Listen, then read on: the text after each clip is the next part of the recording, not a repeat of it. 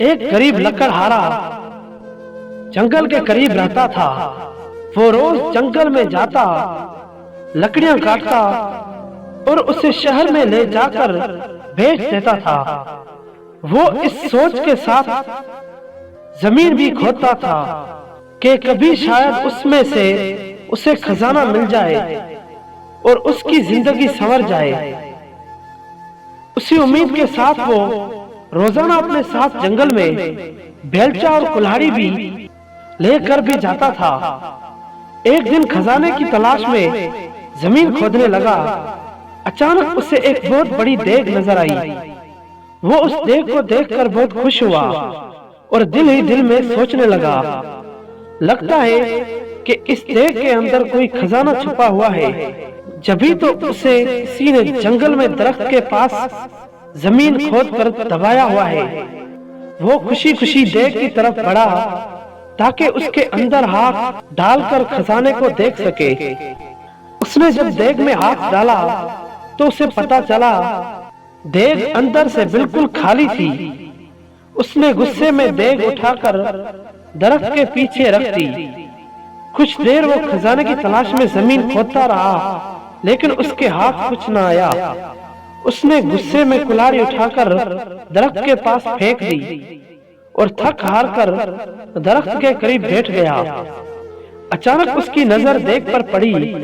उसने देखा कि वो कुल्हाड़ी उस देग में जा गिरी थी और अब देग में 100 कुल्हाड़ियां मौजूद थी। वो उन कुल्हाड़ियों को देखकर बहुत परेशान हुआ। साथ ही उसे ये भी समझ में आ गया कि ये देग कोई आम सी देग नहीं है, बल्कि ये कोई जादुई देग है। जभी तो उसकी एक कुल्हाड़ी 100 में तब्दील हो गई है। वो खुशी खुशी उस देग को उठाकर घर में ले आया। लकड़हारे ने उस देग को एक कमरे में छुपा दिया।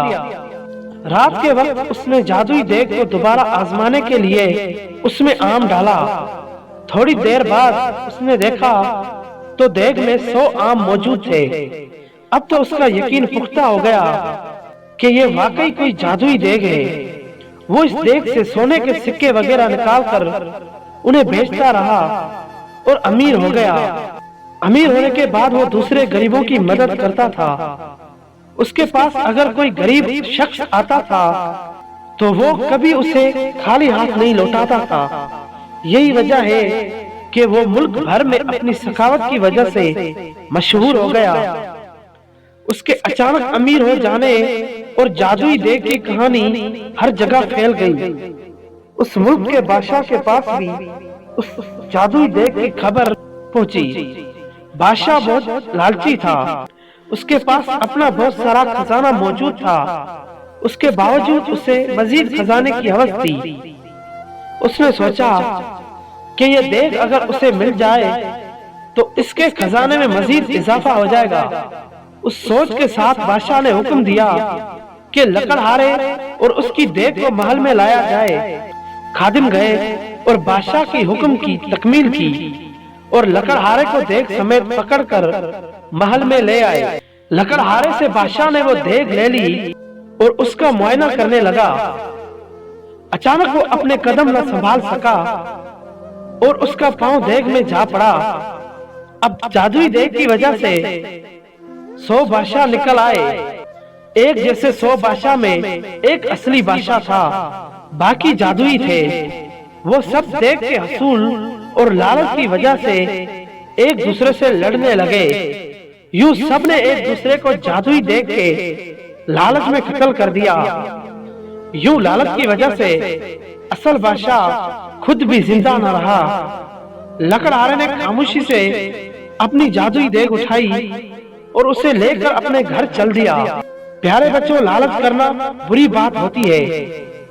अगर किसी के पास आपसे ज्यादा अच्छी चीज मौजूद है तो आप उससे हसद ना करें, बल्कि जो कुछ आपके पास मौजूद है उस पर शुक्र अदा करें।